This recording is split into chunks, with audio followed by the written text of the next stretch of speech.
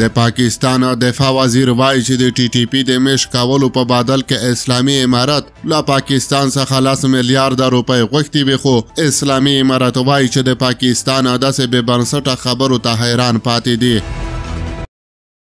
موږ دا ادعا ردوو اسلامي امارت له پاکستان څخه داسې کومه غوښتنه نه ده کړې.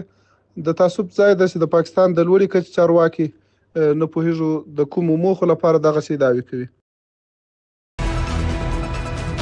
سلامونه ستړي مشئ، وخت مو په خیر. پام وکړئ د یاران ټي وي یوټیوب چینل څخه د نن ورځې تازه او مهمو خبرونو ته. د پاکستان دفاع وزیر خواجه آصف تور لګولی چې د افغانستان اسلامي امارت ترې په خپله خاوره کې د ټي ټي پي د پاتې کولو یا میشت کولو لپاره 10 میلیارډ پاکستاني کلدارې غوښتي وې. د چهارشنبې په ورځ ماسخوتن د پاکستان د جیو نیوز ټلویزیون په یو پروګرام کې د خبرو پر مهال خواجه آصف ویلي په پاکستان کې د بي ډي ام له ګډو حکومت جوړېدو وروسته نوموړي افغانستان ته سفر کړی و او د افغانستان دفاع وزیر او نورو چارواکو سره د ترهګرۍ او ټي ټي پي په مسله غږېدلی و. د پاکستان دفاع وزیر په خبره طالب چارواکو ته ویلي و چې افغانستان باید د ترهګرو مخه ونیسي، ګنې موږ به مجبوره شو او بیا به رانه ګیله نه کوئ.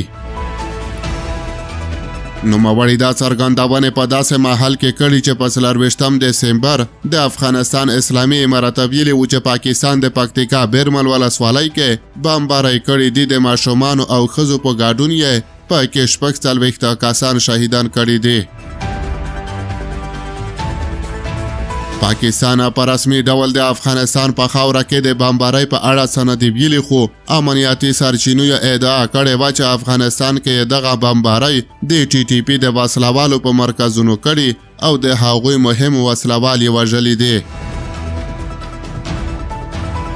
د پاکستان دفاع وزیر خواجه آصف ویلي افغانستان ته د سفر پر مهال طالب مشانو سره لیدنو کې افغان چارواکو له ده غوښتنه کړې وه که پاکستان 10 میلیارډ روپۍ ورکړي نو دوی به د ټي ټي پي خلک کوم بل ځای ته ولیږدوي. نوموړی زیاتوي خو کله یې چې افغان طالبانو ته وویل هغوی باید ضمانت ورکړي چې د ټي ټي پي وسلوال بیا نه راځي، نو په دې خبره هغوی غلي شول. خو ورته مهال د افغانستان اسلامي امارت د پاکستان دفاع وزیر دغه څرګندونې رد کړې. د افغانستان اسلامي امارت د بیان مراسیل حمدالله فطرت د پاکستان دفاع وزیر هغه څرګندونې رد کړې چې ګواکې د اسلامي امارت دفاع وزیر د ډیورن فرضي کرښې له څیرمه سیمو د ټي ټي پي د لرې کولو لپاره له پاکستان نه د پیسو غوښتنه کړې ده.